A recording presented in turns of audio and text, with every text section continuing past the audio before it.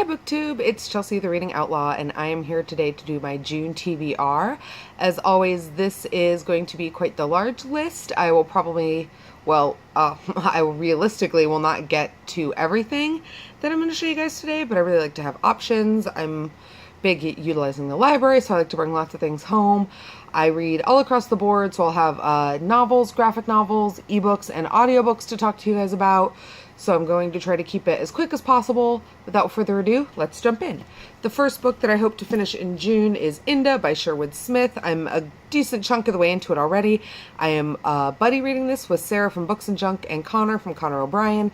I will link to both of them down below. I'm enjoying it so far. It's a little complicated. The titles and political structure take some getting used to, and there are definitely some plot dynamics that I think take adjustment. It's written in a very formal style. It's one of those books that when I'm reading it, I'm loving it, but when I put it down, it's a little bit hard to pick it back up again. But I'm really enjoying the experience of buddy reading it. I'm really glad I'm buddy reading it because I think it would be a lot harder to understand if I didn't have some people to kind of talk it out with. But I'm really enjoying it, and I hope to continue and finish that up not too far into June. After that, fittingly enough, I plan on getting to The Fox, which is the second book in the Inda Quartet, also by Sherwood Smith. I have no idea what this one's about, other than I'm assuming we continue with our main character Inda on his pirate sea ship adventures. That's where I'm actually at in the first book. That's already happening. It's not, I guess it's a mini spoiler alert, but it doesn't really, like, the reasons why. Anyway, so I will plan on reading The Fox. It's even bigger than the first one, and I don't know if I'll be buddy reading this or just going at it solo, but I do hope to get to that sometime in the month of June. Also in the month of June, I am participating with Paul over at Common Touch of Fantasy with his Dune and June read-along. I've never read Dune, but it is one of the kind of classics of science fiction, so I'm really, really excited to get into it. It's 3 books. Three books in one. This is a bind up of all 3, and there's going to be kind of like a question and answer discussion format that Paul wants to get to. So I'm really excited to kind of try that as well. That's something I've never done on this channel before. This is also quite a big book, so we will see where this falls. This may also turn into Dune in July for me, but I do plan on finishing it hopefully sometime before like the halfway point of the month. Also, in physical form, I want to get to Big Little Lies. This is actually a book that my mom just read by Leanne Moriarty. I don't really know what it's about other than it's like neighborhood, political intrigue and politics and like social navigating in like a suburb. There's supposed to be some pretty big secrets involving like this group of women's children. I think they are at a daycare together, but I'm not entirely sure. My mom is a really big reader and she recommended it, so I'll pick up pretty much anything she recommends. I'm really excited to get to this. I hope it's a quick one. I also have, based solely on word of mouth from Lindsay Ray, Succubus Blues by Rochelle Mead, which is the first in the Georgina Kincaid series, which is about, I believe she's she's a succubus, but I think she's also a detective. No? I don't know. Yeah, but she's a succubus, which basically means that every time she like has sex with a man, she takes a part of their soul or a part of their life force or something. As you can see, I don't really know what they're about, but I do know that Lindsay absolutely raves about them, and she's recommended some of my favorite books so far this year, so I'm going to trust her on that one and give this one a try. And lastly, the book that I hope to get to fairly quickly, because I think it'll be a fairly quick read.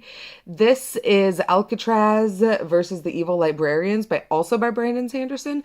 This is his middle grade series about a boy named Alcatraz Smedry. And this just sounds like an absolutely fantastic romp. He goes and battles some evil librarians who are trying to take over the world. I had been eyeing this because my library recently got the whole series in one of our recent middle grade orders, but then I also saw Connor over at Connor O'Brien talk about it, and this is one of his favorite series. I love Brandon Sanderson's adult fantasies. He actually wrote one of The Mistborn was one of the best books that I read this year, and he wrote that, and so I'm really excited to get to this one. Like I said, it's shorter, it's middle grade, and I'm really hoping I can just breeze through it, hopefully actually within the next couple of days. After that wraps up like the oh, no, just kidding. There's one more physical book because I have a problem with making decisions. And it's Heartless by Gail Carriger. I forgot I decided to read this month and not put it off till July. I want to keep making like monthly progress on the Parasol Protectorate. This is book 4 in the series. We are back in London. We were in Italy in the third book, but we are back in the London and Scotland areas with Alexia Terabati and her werewolf husband, Connell Macon, and a whole bunch of other supernatural creatures. There's political intrigue going on. There's always murder and fun little steampunk machines because this is set in a steampunk Victorian London. I'm really, really excited to keep going with this series. I'll get to the 5th book in July and then probably start on to Prudence, which is the first book in a new series that she's starting in August if everything pans out. That covers the physical novels. In terms of the ebooks that I want to read, I'm going to go ahead and talk about those. And as always, I'll put the covers up so you know what they look like. I'm continuing with the Imaginarium Geographica series, which was originally recommended over on Sam's channel, Novels and Nonsense. I read the first one in May, and I'm hoping to finish the second one in June. It's called The Search for the Red Dragon by James A. Owen. This is the story of 3 boys, Jack, John, and Charles, who are the caretakers of a map called the Imaginarium Geographica, which is a map of a place called the Archipelago of Dreams, which is essentially the land that all of our fairy tales and myths and legends come from. And so these boys are appointed the caretakers of that place.